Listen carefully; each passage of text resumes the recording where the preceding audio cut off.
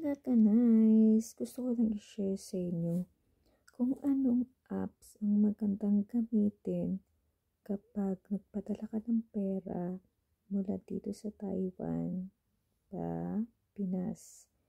So, based sa aking experience, kasi meron akong medyo malaking halaga ng pera na kailangan kong isend sa Pinas. So, ang ginagamit ko talaga, PhilMoney. Pero, dahil kailangan kong magpadala ng malaking amount, nag-download ako nitong mga apps na ito, itong GoPadala, EEC, QPay, at PhilMoney. Dahil itong PhilMoney, hindi na ako dito makapagpadala dahil limit na ako. Month of February, nakapagpadala na ako ng 50k NT, so bali limit na ako, hindi na ako nakapagpadala dito. Kaya itong tatlo ang ginamit ko, QPay, EEC, at GoPadala.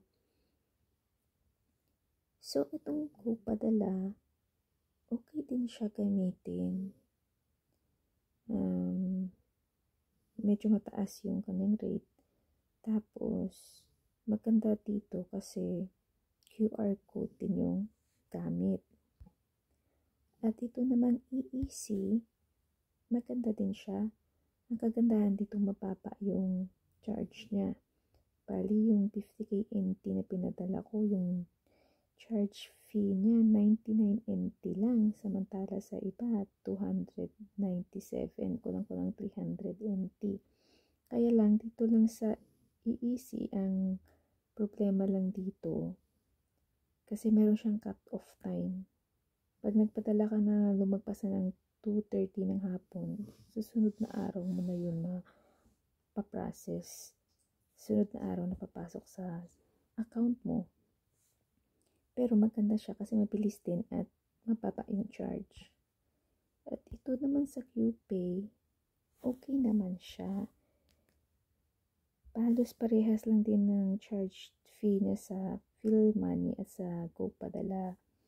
Yun nga lang, itong QPay hindi to pwede sa akin. Gawa ng wala akong internet connection sa labas kasi nga nakiki-free wifi lang ako dito sa mga amo ko. Kaya ito, hindi siya pwede sa akin kasi yung barcode niya, hindi mo siya ma-screenshot eh.